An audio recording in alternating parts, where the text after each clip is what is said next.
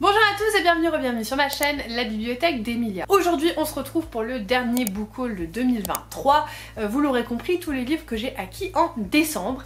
Et il y en a pas mal pour une seule et bonne raison, c'est Noël. Voilà, c'est la moitié je crois de mes livres, je les ai eus pour Noël. Sinon j'ai aussi le salon de Montreuil qui est passé par là et 2-3 SP. Bref, vous allez voir. C'est 1, 2, 3, 4, 5, 6, 7, 8, 9, 10, 11, 12, 13, 14, 15, 16 livres qui rejoignent ma pile à lire en décembre. C'est finalement pas si déraisonnable que ça, sachant qu'il y a eu Noël. Mais voilà, du coup je vous propose de classer ça en 4 catégories. Les VO, les cadeaux de Noël, les services presse et mes achats de Montreuil. Et on va commencer tout de suite par les VO puisque c'est ce qui intéresse le moins de personnes, comme ça au moins c'est fait. J'ai reçu 2 livres Fairyloot que j'avais commandés. Le premier c'est Her Radiant Curse de Elizabeth Lim. C'est un livre qui va se passer dans l'univers de 6 couronnes écarlates, dont j'ai pas encore lu le tome 2. Je sais pas si c'est un préquel, mais en tout cas ça se passe dans cet univers. On va suivre une jeune fille qui est maudite avec une tête de serpent et sa sœur qui est la plus belle personne du village. Et leur père s'est donné en sacrifice aux sorciers démons. Voilà, j'en sais pas plus, je sais juste que c'est dans le même monde. Alors est-ce qu'on va retrouver des personnages qu'on connaît déjà? Peut-être. Déjà faudrait bien que je lise le 2e tome. Je crois d'ailleurs qu'en français il va bientôt être traduit le 2e tome. Checkez bien parce qu'à mon avis ça ne va pas tarder. Vous le savez, 6 couronnes écarlates ça a été un gros coup de cœur pour moi, donc je sais pas ce que j'attends pour lire le tome 2, sachant que je l'ai depuis perpète des mois, mais peut-être que j'attends le bon moment.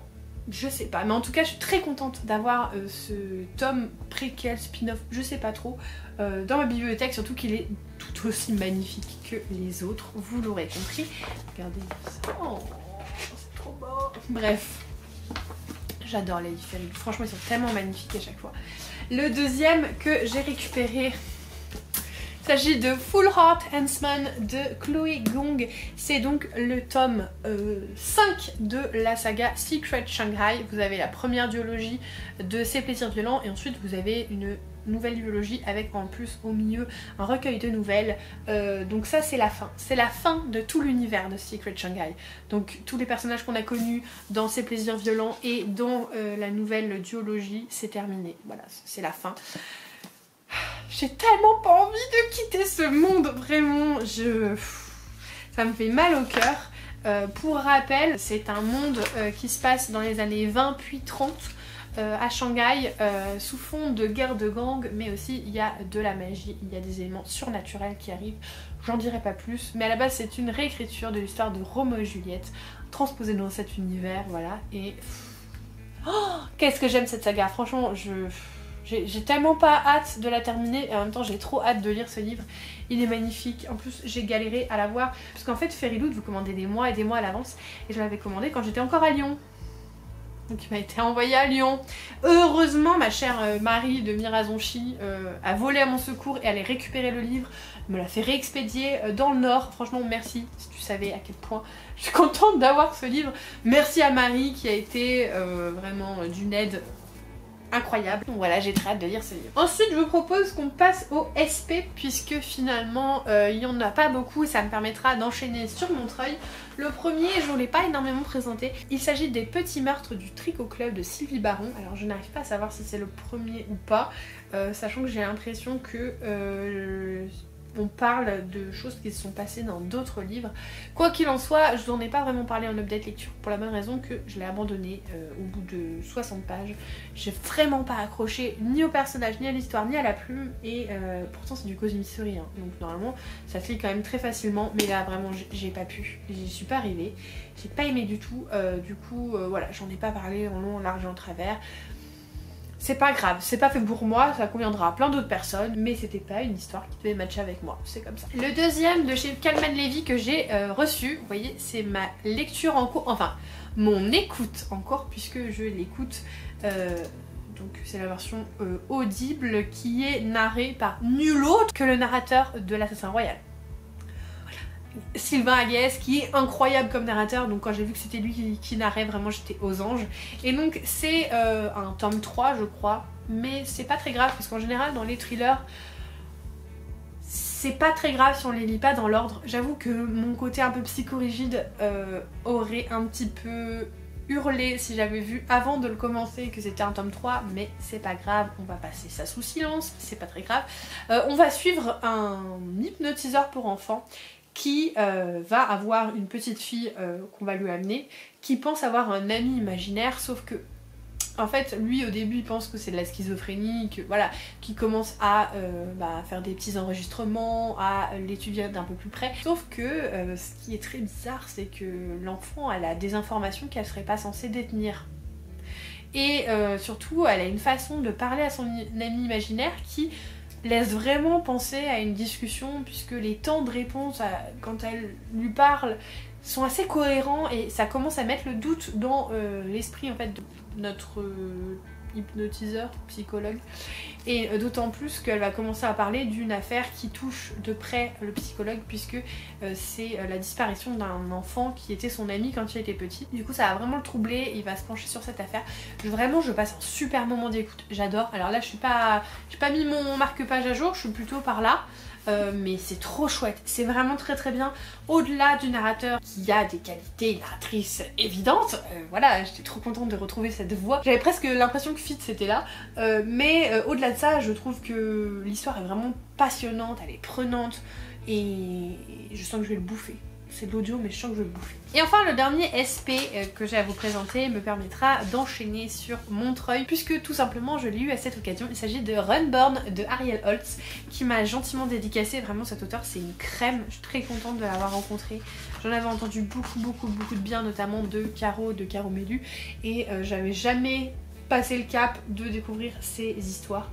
Et là en fait il s'agit d'une histoire qui va concerner la mythologie nordique et c'est trop cool parce qu'on a peu de livres sur cette thématique, donc déjà c'est très original. Ça m'a fait penser un petit peu à la série Ragnarok, puisque on va suivre des jeunes qui vont être la réincarnation des dieux en fait, mais la particularité là c'est que ça se passe après le Ragnarok mais pas à notre époque actuelle, donc on est encore un petit peu dans le médiéval, donc voilà. Et j'ai très hâte de voir ce que ça va donner.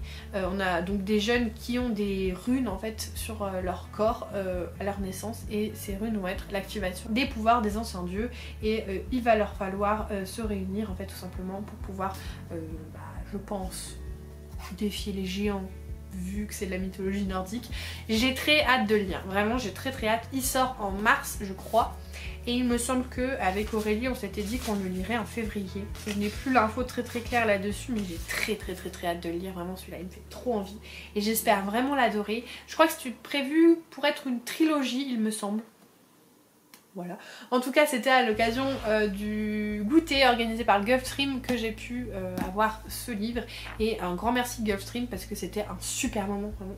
Il y a des pépites qui arrivent chez Gulfstream en 2024, vous avez pas idée. On enchaîne donc avec mes achats Montreuil, et il y en a franchement pas beaucoup cette année, j'ai été très raisonnable, tout simplement parce que je me réserve les achats que si je fais des dédicaces, et que malheureusement pour moi j'ai pas fait beaucoup de dédicaces, et toutes les dédicaces que je voulais faire, il y en a très peu que j'ai pu réellement réaliser, il y en a qu'une, donc un peu déçue sur ça. L'année prochaine je pense que je m'y prendrai différemment.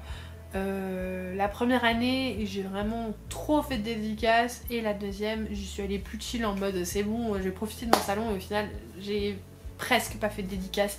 Donc on verra l'année prochaine pour essayer de faire une petite moyenne de tout ça. Le premier livre que j'ai fait dédicacer, c'est la seule dédicace que j'avais prévue et que j'ai pu obtenir. Il s'agit de Steam Sailor, le tome 2 des alchimistes d'Elias Green, publié chez Gulfstream.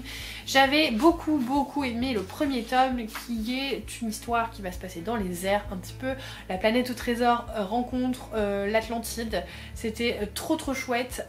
On va suivre un équipage donc de pirates des airs on va dire, et je me rappelle plus trop du fil rouge, mais je sais que j'avais vraiment passé un excellent moment, et j'avais très hâte de retrouver l'autrice qui est trop choupinette et que j'avais très envie de voir pour lui faire dédicacer le tome 2. Vous l'avez vu, je n'ai pas pris le tome 3 parce que je le réserve pour l'année prochaine, ça va être un petit peu la tradition, comme ça je suis obligée de retourner la voir, et j'ai hâte de le lire. Ça ce sera lu je pense cet hiver, j'ai très envie de lire ça cet hiver.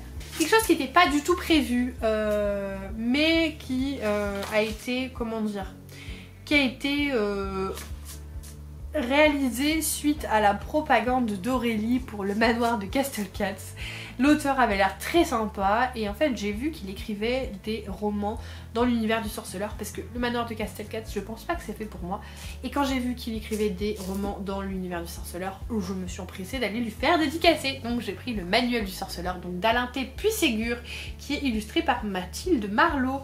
J'ai malheureusement pas eu le temps de faire une vraie dédicace par l'illustratrice qui m'a quand même fait un petit mot parce que je devais aller prendre mon train. Mais j'ai quand même eu la dédicace de l'auteur qui en fait finalement ce manuel c'est vraiment un manuel à proprement parler. On dirait que c'est quelqu'un qui a récupéré plein d'infos sur comment bien être un sorceleur, des infos sur certaines races, sur certaines créatures, sur certaines comment dire, potions, comment les faire, à quoi elles servent, voilà, certains rituels, et je trouve ça super chouette, sachant que mon chéri est fan aussi de l'univers, lui surtout du jeu vidéo, moi des livres et de la série, et du coup je me suis dit que c'était un livre qui pourrait nous plaire à tous les deux, sachant qu'il le lit très très peu, mais que ça je pense qu'il serait content de le feuilleter, donc je pense qu'il va être très content de le découvrir. Il m'a même dit oh c'est dommage je l'ai pas pris pour Noël, je l'avais oublié à Noël. Mais donc voilà, c'est très contente d'avoir récupéré cet ouvrage. Et on enchaîne sur quelque chose que je m'attendais vraiment pas à acheter. Une BD. Oui oui oui, une BD, j'ai acheté une BD. C'est pas du tout mon style de lecture, mais écoutez, on est passé devant avec Aurélie et en fait on a trouvé les dessins super beaux.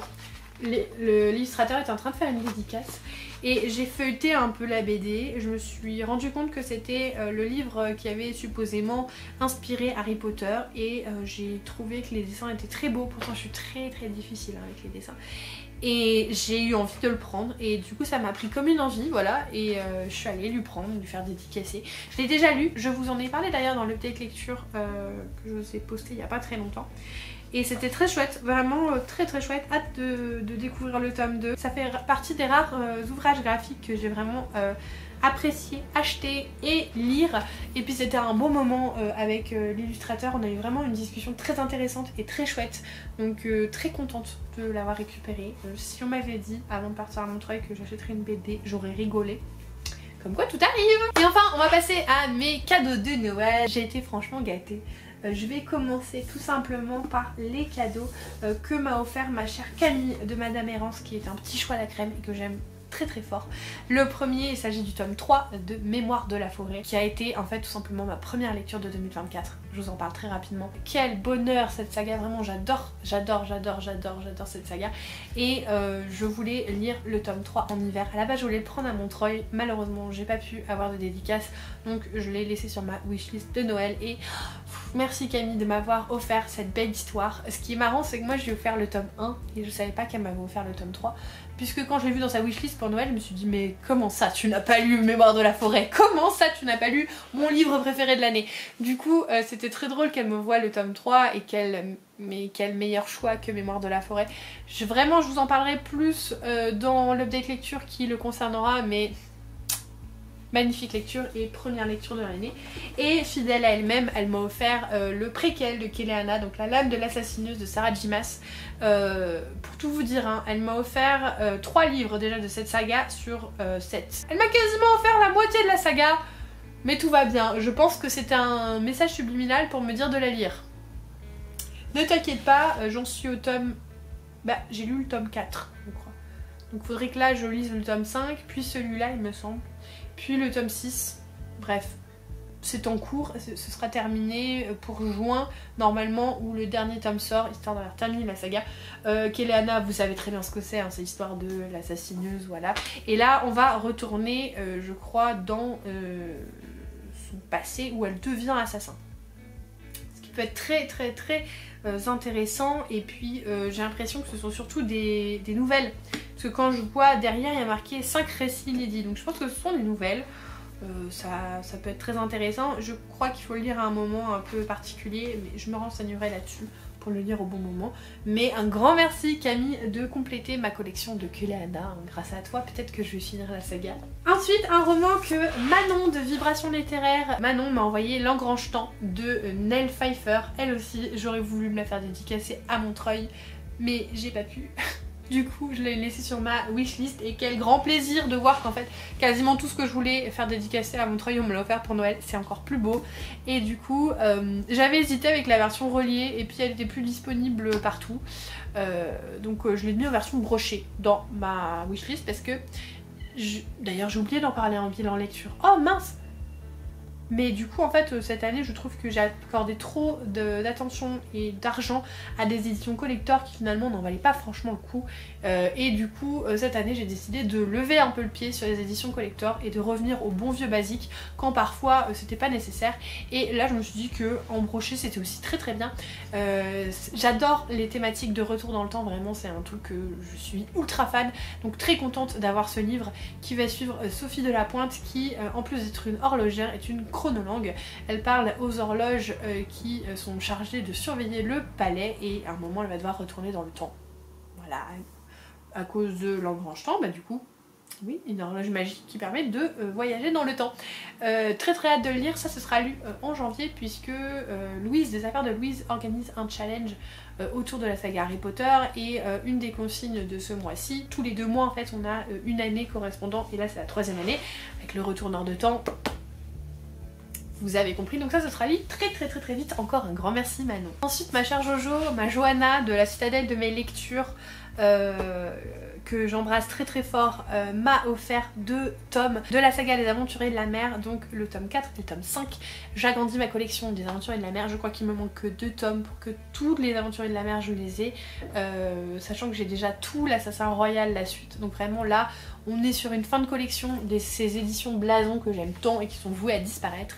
J'ai pas encore commencé les Aventuriers de la Mer mais ça ne saurait tarder et du coup très contente de les avoir pour pouvoir enchaîner quand le moment sera venu. Un grand merci Johanna, tu sais que ton amitié m'est chère, je sais que tu sais à quel point j'aime cette saga, donc un grand merci ma Jojo et encore joyeux Noël, merci beaucoup. Ensuite ma copine Virginie m'a offert Meurtre à Balmoral de Chris McGeorge publié chez l'Archipel.